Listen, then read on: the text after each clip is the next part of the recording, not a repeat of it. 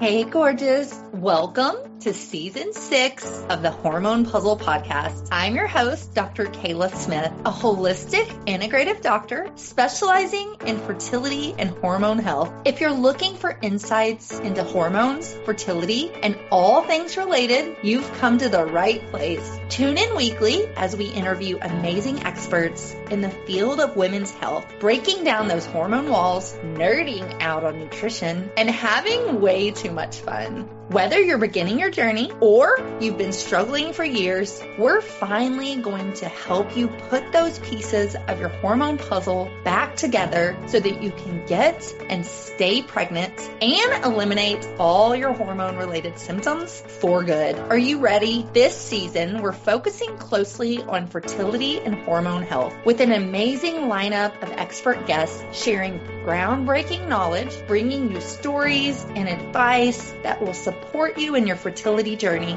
We're here to lift your spirits, give you a virtual hug and inspiration, as well as empower you to take charge of your fertility and your health. Thank you so much for tuning in and for being an amazing listener. So now, let's get started on your road to transformation. Let's start piecing together your hormone puzzle one step at a time. On today's show, I have Kerry Hinds. She's the owner and founder of Fertile Body Yoga, a virtual yoga studio that is dedicated to supporting women navigating their fertility journey, whatever that might look like. She offers both live cam and on-demand fertility yoga classes and small group programs that embrace the complete journey, physically, mentally, emotionally, energetically, spiritually, and socially. Kerry has been teaching yoga for over 20 years and has been specializing in fertility yoga for the last 8 years. Her classes and offerings are informed by her own personal experience with pregnancy loss, years of IVF, and eventually completing her family with 2 children. She has supported thousands of women on their fertility journey so far and is on a mission to help women conceive and birth with yoga and the community. Kerry also hosts the podcast Fringe Fertility, a podcast that highlights supportive fertility practices beyond the doctor's office. Today, we're going to talk to Kerry about fertility yoga, Ayurvedic medicine, and a holistic, minimalistic approach to conception.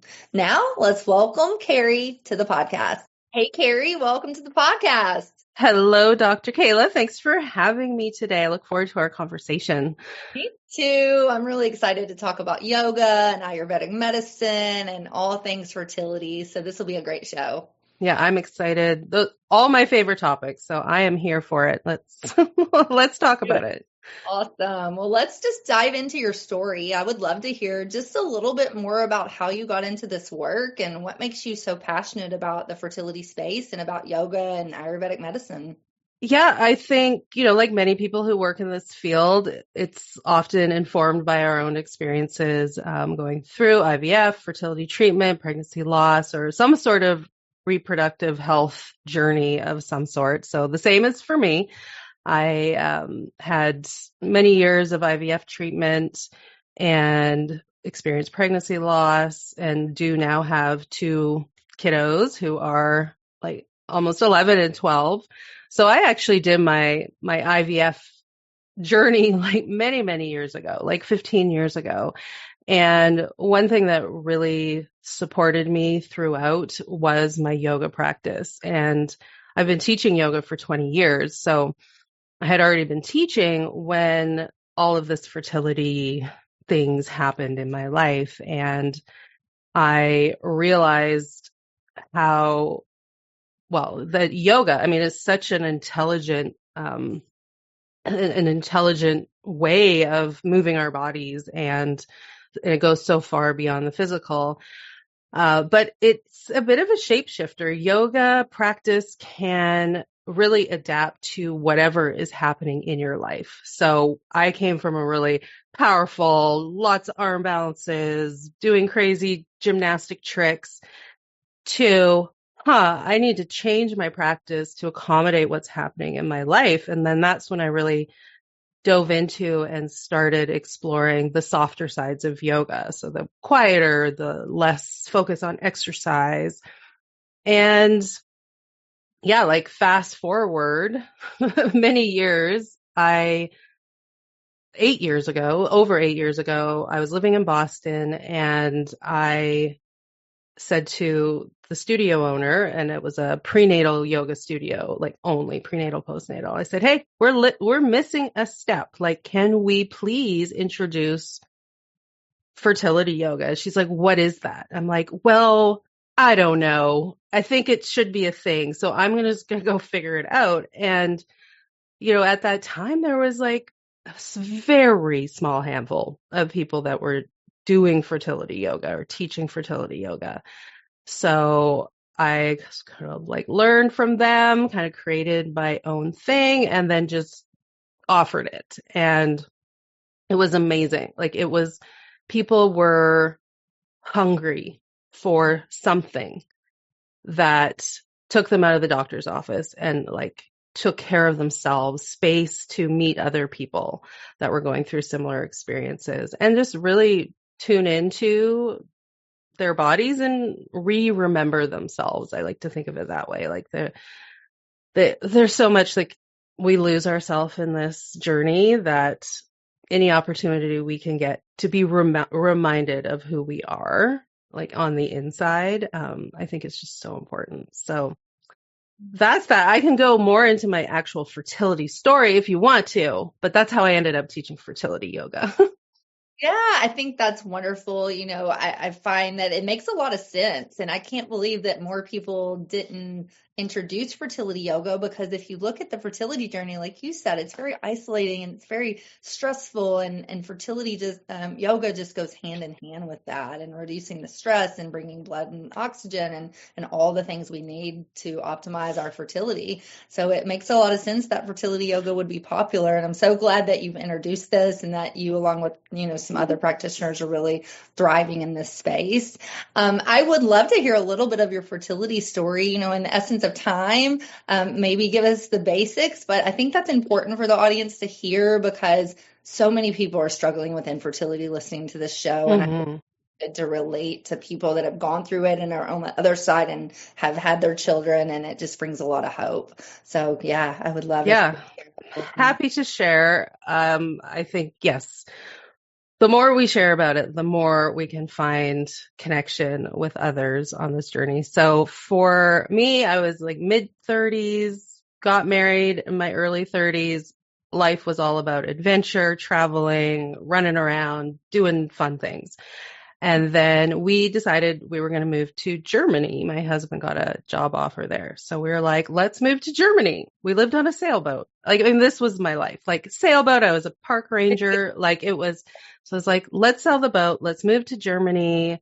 And I was like, is this a good time to try and have kids? Like, it's Germany, the social system there, the umbrella for new mothers and fathers, and it's just so great. And we're like, sure, let's go have some kids. Let's move to Germany and have some kids. And of course, the universe always has different plans for us. And we tried and we tried and we tried, and it wasn't working. And we lived in old Eastern Germany at the time. So there wasn't a lot of the fertility doctors did not speak English. And we were lucky enough to live in a university town that actually had one of the leading fertility clinics in Germany. So we were really lucky, but it was also all in German. So I had to find some friends that I just met who could translate for me, which was hilarious. I'm like, what are these words? Like, it's just such a different culture. It's a different bedside manner. It's just very different. That's a whole other topic of conversation. But yeah, we went in, basically the test said we had a dual factor, sperm wasn't great. My hormones weren't great. So that kind of started the ball, and we ended up doing IUI to start. Our first IUI was successful. And at about 10 weeks, the ultrasound showed no heartbeat. So we lost that baby.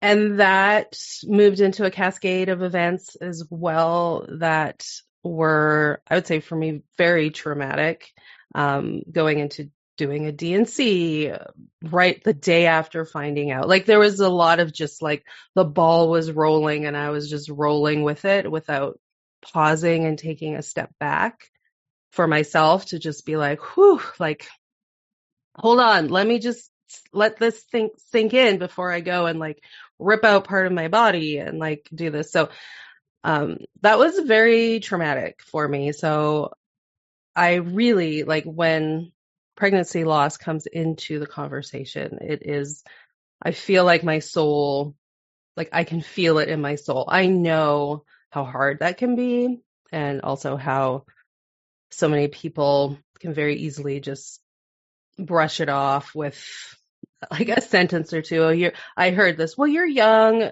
Like, just get back on and keep trying again. And I was like, ooh, it's the last thing I want to do right now is to try again. Like, let's just take a pause, right?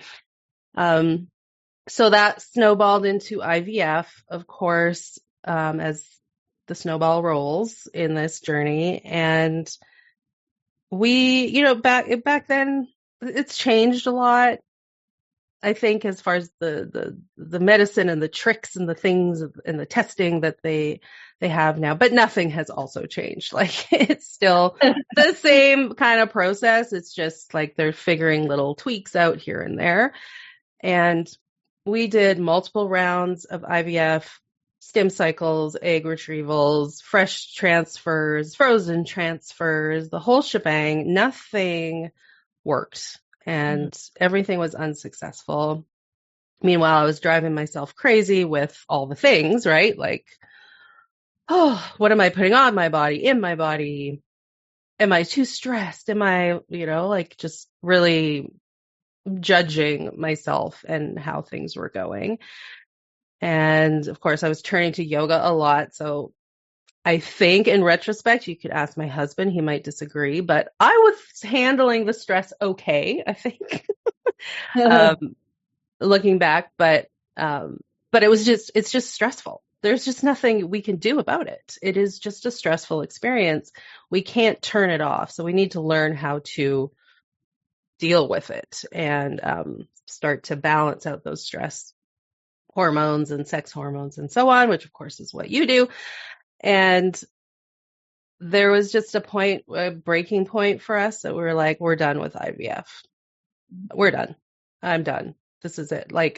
And there was this moment where my husband and I looked at each other and we're like, we can have a fabulous life without a child.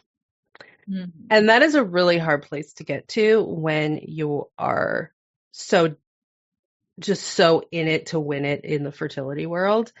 And it was like the hugest weight was lifted off of me, off of him, off of life.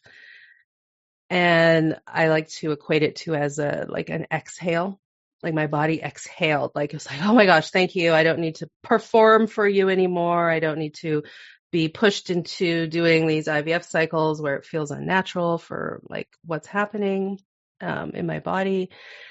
And then 2 months later, I was pregnant with my first son, which happened without any intervention whatsoever. Although we were really, of course, still, having the effects of healthy living coming through for us, which was, I think, part of that. And then at 9 months postpartum, I was pregnant again. And it was a big surprise, that one.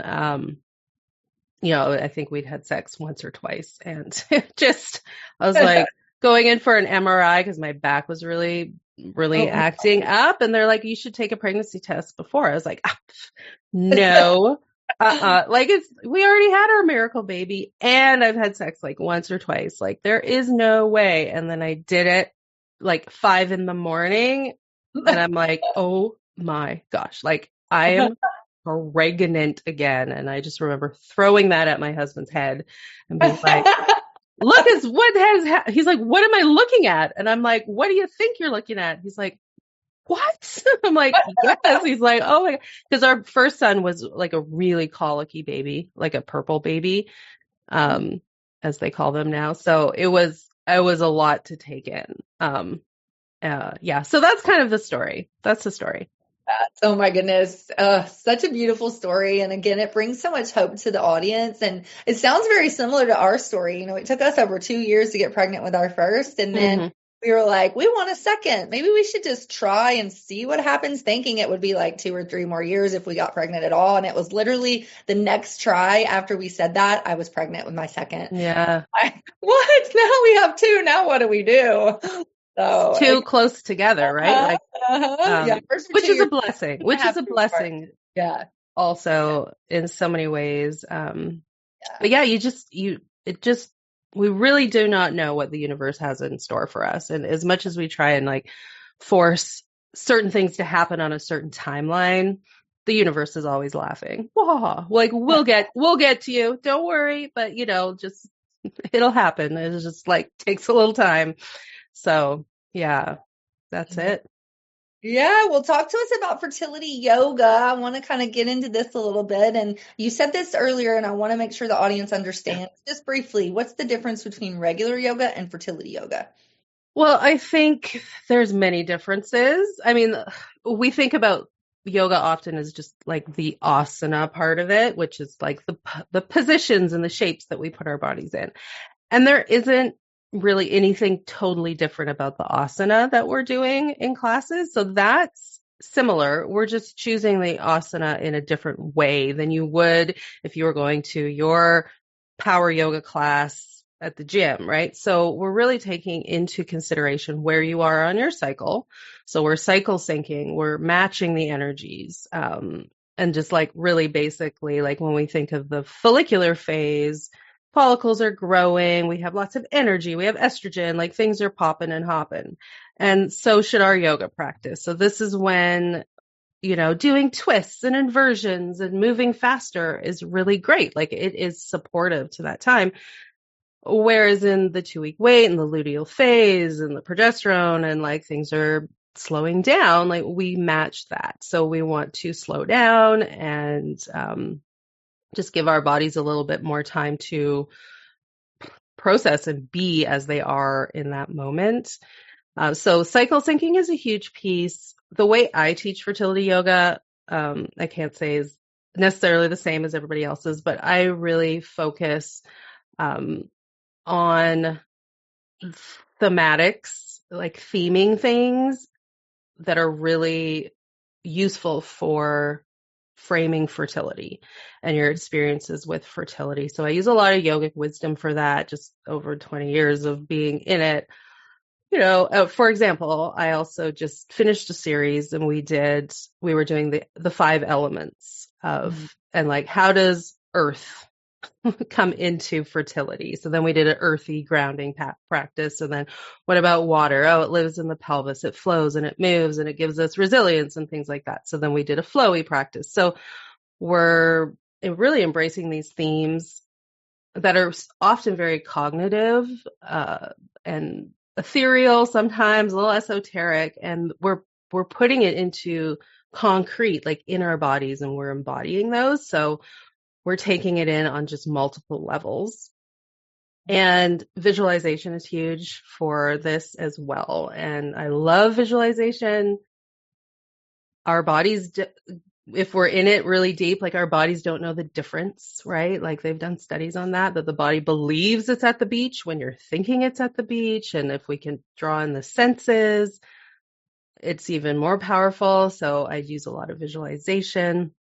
But one of the things that I think is the kingpin of doing fertility yoga is the community aspect of it. So when they're coming to class and I do everything mostly on Zoom, although I do have some in-person things coming up in a little bit, but you see all these little squares staring back at you. You're telling your story and everybody's head is going up like this and little hearts are coming up on the screen. And it's so nice to be in a space that recognizes fertility. Like you go to a regular yoga class and you tell your teacher, oh, hey, I'm doing a stim cycle and I got this happening. They're just going to be like, what do I do with you? I don't know.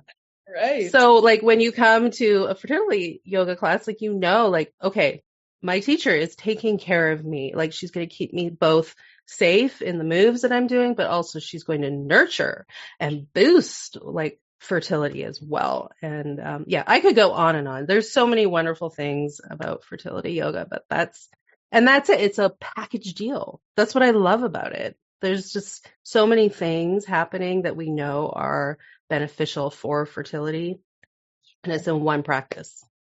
I love that. And I love that you bring in the 5 elements. That's a piece of Ayurvedic medicine that we're going to talk about in a little bit. I think it's Yes. so cool. I also love visualization. I agree with you. I'm trained in quantum physics and quantum medicine, and we believe everything starts at the top and goes down. So really your thoughts and beliefs and your feelings are going to impact your physical. And so that's a beautiful, visualizing how you want to be as you're pregnant and how you're going to feel. I think it really does impact the physical body, and there's studies that show that. So I love that too. And we'll get into that on your podcast as well, because I just could geek out on this stuff all day long. I love it. Oh yeah. Let's do that. Let's talk about quantum physics on my podcast. Yeah. Let's do it. Yeah. Yeah. And you talked about some benefits, but just kind of summarize for us some of the physical and maybe even mental and emotional benefits we get as we, implement a fertility yoga practice into this journey that we're on. Yeah. So I think, before I get too far into that, I think there's one thing that I need to make really clear and for listeners too, is that it's a practice. So you got to come. You got to show up, you got to come to class, and you got to put in some time. Because I've had people say, oh, no, fertility yoga doesn't work. I'm like, well, what do you mean by that? And they're like, well, I didn't get pregnant. I was like, well, okay. But, fertility yoga doesn't make you pregnant, right? Like it can help. It's correlated with higher success rates in IVF, and there's more research coming out to support that. But yoga is a practice. You have to put in your time. We're so in the culture of like quick fix, try it once. If it doesn't work, move on to the next thing. And the benefits that we're going to get are cumulative over time. And it takes time to recognize the subtle shifts that are happening in our bodies. Okay. So that's my first, please, give it a chance. You got to come and you got to give it a few weeks and to see what happens. So major benefits, of course, are nervous system regulation. So creating more of a movement between stress and relaxation. So we know that stress, I know you've probably talked about it through and through and through over time. It does have some impact on fertility. When we're in our stress hormone response, reproductive hormones are sidelined. And I like to think of it as a dance between the two. And we spend so much time high in the stress, we need to figure out ways to bring ourselves back into the parasympathetic, the rest, digest, and reproduce. I throw that in there, state. And one thing that yoga does is it teaches us different tools and techniques that can take us from high parasympathetic to a deeper, lower parasympathetic relaxation response. So that's a huge piece. And then, of course, there is the blood flow you mentioned earlier. So a lot of the asana that I choose are focused into and around the pelvic area. So our culture, we sit a lot, energy pools, blood pools, things get stagnant. And we're also always moving forward, like in square forward, go forward, go forward. So like going asymmetrical and opening the hips in a different direction can be just really powerful and opening. So we're bringing blood flow to the reproductive organs, and we're releasing tension. And there's, in Ayurveda, in different disciplines, when we talk about fertility, a friend of mine, she does Hawaiian fertility massage, and it's like open hips. Like you have to have open hips to receive. Like we need space. We need space in the pelvis. I always think of it, space, magic happens in the space, right? Mm-hmm. So if we're congested, if we're tight, and if we're all, I don't know if people can see me. All right, we're going to do video too, right? But like you're all clenched in and you're super tight. There's no space. There's no space for things to happen. So we need to create space in the pelvis, get that blood flow going. And then there's the energetic piece. And I think we were going to talk about this as well, like why energy is so important. And maybe I'll just hop into it now since it's the let's talk about that. You talk about the subtle body, which is the energetic body. So let's talk about that. How does that play in here? Yeah, because I also agree it's very important. Yeah, I think it's one of the missing pieces, especially when we're talking about IVF. And we seem to have accepted the mind-body connection, right? Like Western science is now supporting it. It's been proven 5,000 years ago in many other lineages and so on. But now Western science is like, oh yeah, it's a thing. By the way, it's a thing. We're like, we knew that, but thank you. So yeah, the subtle body, a lot of people glaze over and they're like, whoa, this is too woo-woo. I don't, but we all experience energy all the time. Science supports that we are energy. I don't know why our brains have such a hard time getting on board, our Western brains, but so many different traditions have different words for this energetic force: prana, yoga, chi, Chinese medicine, ki, Japanese, ka, Egyptian, mana, Polynesians, like it's everywhere. So for me, the way I like to explain why it's so important, it is it is the substance that connects the mind and the body. It's that missing link that we think, okay, we're going to do this with our minds and our bodies are going to react. We're going to do this with our bodies and our minds are going to react. But it's the energy that is actually making that connection. That's about as simply as I can put it. Does that? I love that. Yes. Yeah. And talk about how the energy really impacts our fertility. If our energy is blocked or if it's compromised. So, what do we do in that case? Yeah. And I use the chakra system a lot. And again, that's another thing. People are like, chakras. I don't want to, too new agey, but it's not new age. New age has taken chakras and created their own thing with it. But traditionally, chakras, it's a brilliant system. It is such a gift. And I think if we can spend some time with it, we'll understand. And similar to the elements we were talking about earlier, like air, water, earth, and so on, certain parts of our bodies hold different energies, and the roots, the base, right? I call it the gateway to the womb, the pelvic floor, and this area energetically, not physically, but like what's going on there on an energetic realm or plane, if you will. And this is just our home of safety, security, stability. And when we feel safe, our bodies go into parasympathetic. So it's a roadmap to like figuring out what we need in the moment. So I always start with root chakra work, grounding work before I go anywhere else, because if we don't feel safe in our bodies, it doesn't matter what else we do, right? Like we need to really sink down into that and find that stability.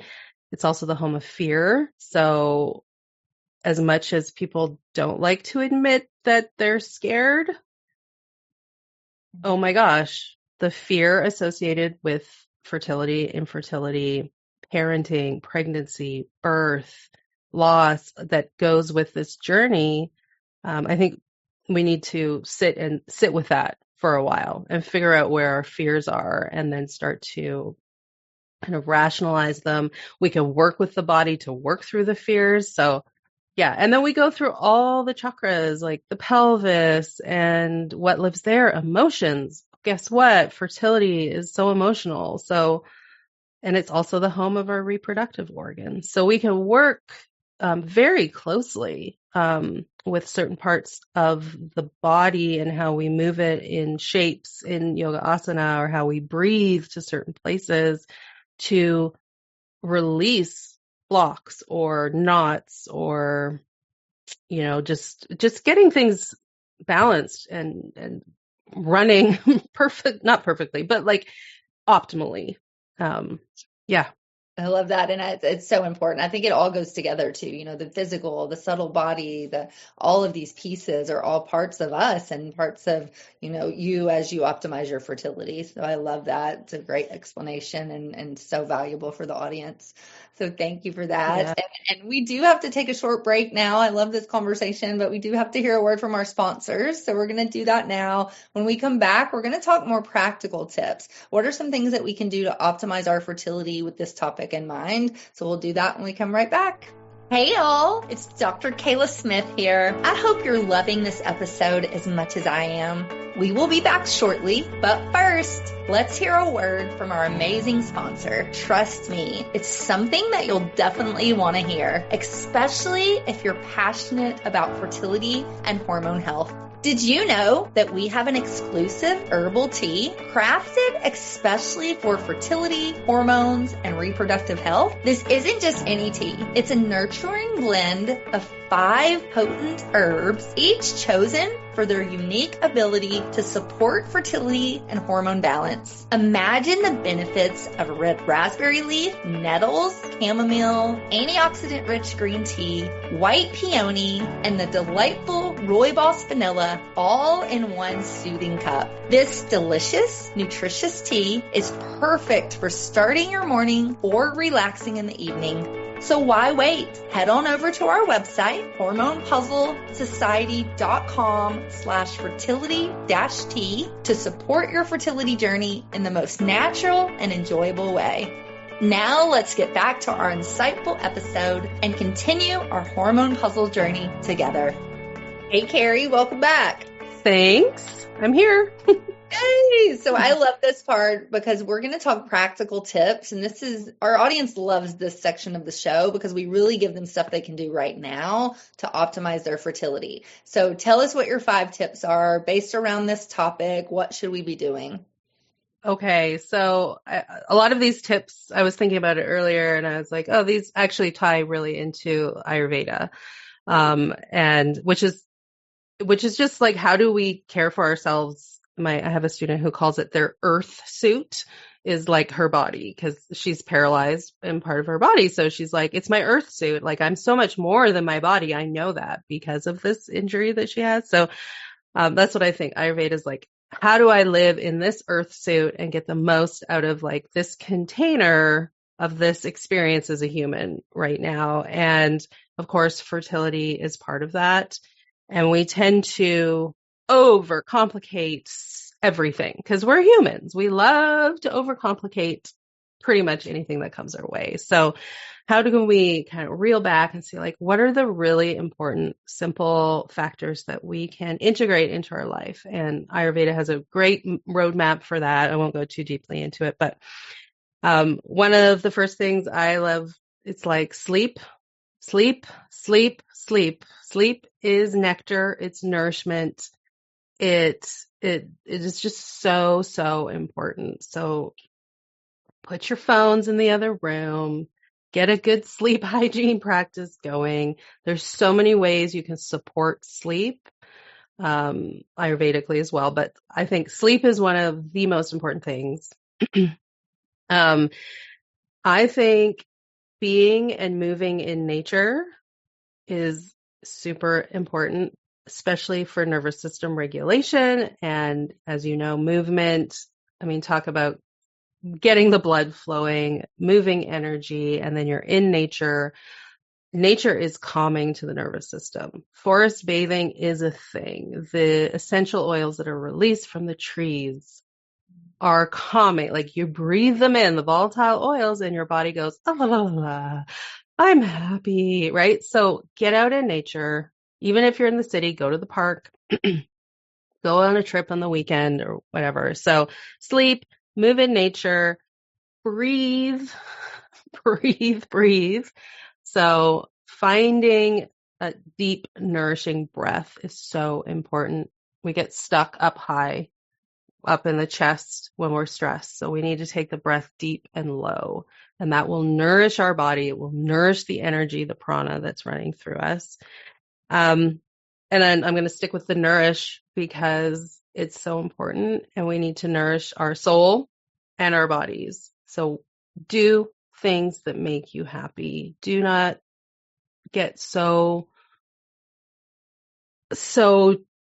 balled up in this journey that you miss out on life at the same time. And yeah, was that 4? Was that 5?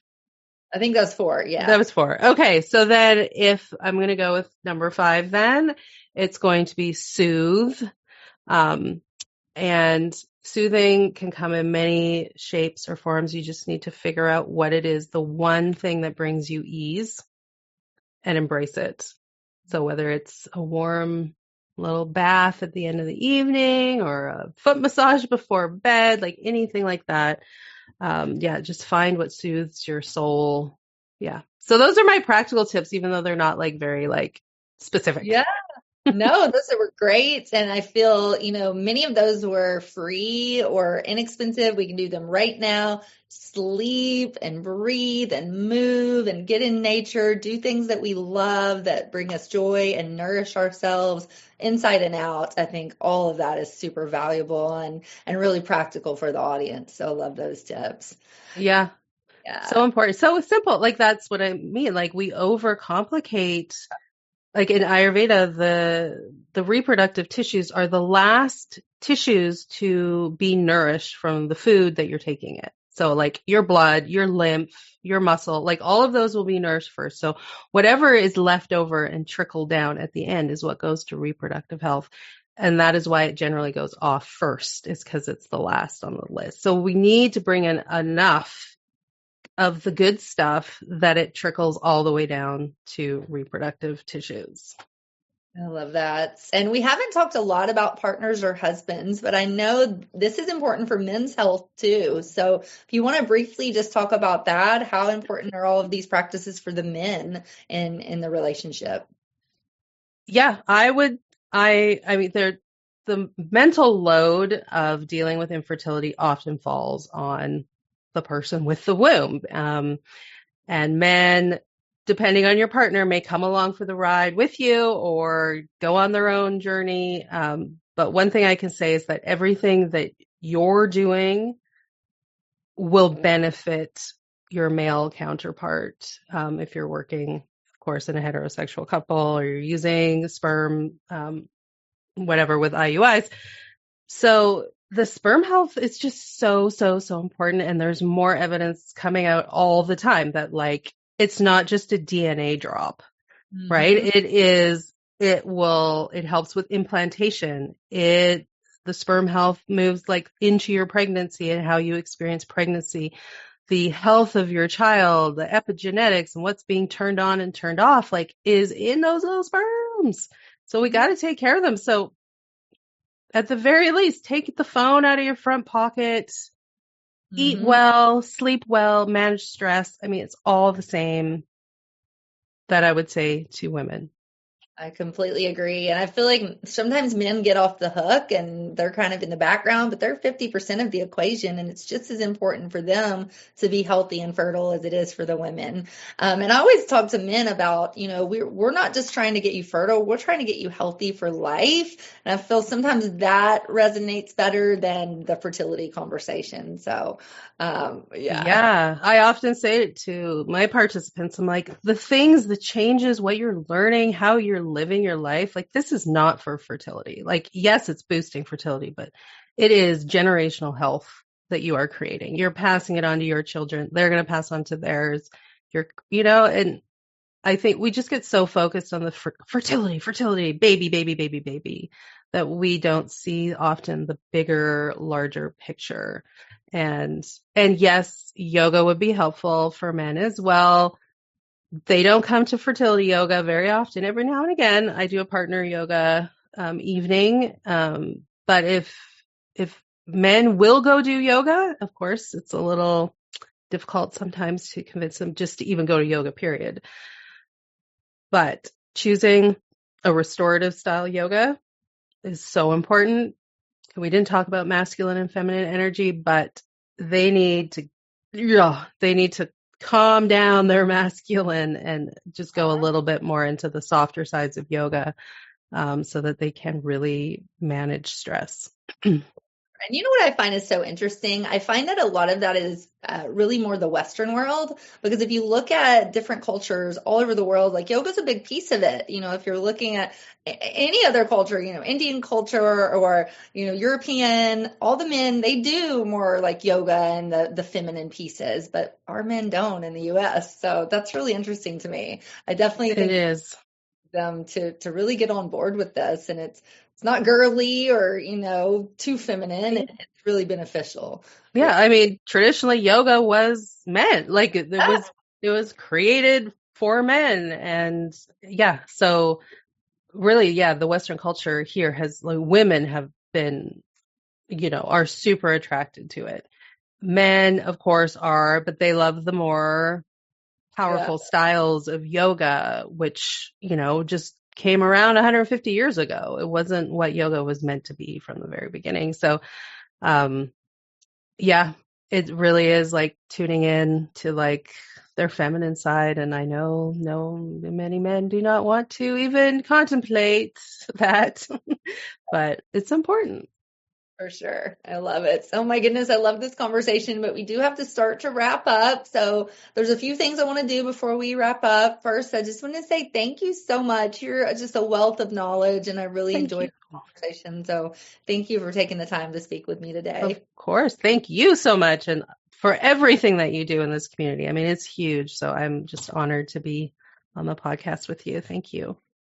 Thank you. And before we go, I would love our audience just to get to know you personally. I like to play a little game where I ask you just a series of questions. And so would you be open to that? Yeah, let's go for it. We'll All see right. how my answers turn out. But right. So I'm just going to ask you these questions, and you just say the first thing that comes to mind, and, you know, the first thing that pops in your head. Okay. So favorite food? Anything in soup form, as long as it's not cold soup. I don't like cold soup. No, I love soup. My husband's always like, why do you eat soup all the time? I'm like, I love soup. I love soup. It's pre-digested for us. Exactly. Like our bodies have more energy than, yeah. Love it. What about your least favorite food? I'm going to have to go with red meat. All right. Not a fan. I just cannot eat beef. I cannot eat red meat. Okay. Gotcha. How about your favorite vacation spot? Anywhere in the mountains, in like a little cabin with a beautiful view of mountains, expansive views. I love that. And what about your favorite animal? That's a hard one. I'm going to go, we have so many wild animals where we live, but one that I keep seeing very often these days is coyote. So I'm like, oh, let's talk about coyotes. What's that spirit animal all about? But they're fascinating, and they are the trickster. So we just you got to be careful with coyotes. yeah. But they are beautiful and very cool. Yeah. That's what about your least favorite animal? I this is hard because animals are so lovely. I'm gonna go with like a badger. I think only because I've had crossings with badgers that have been really scary and terrifying. I bet. Oh, that doesn't sound fun. They have long nails. Like, watch out. Yeah, they'll get you.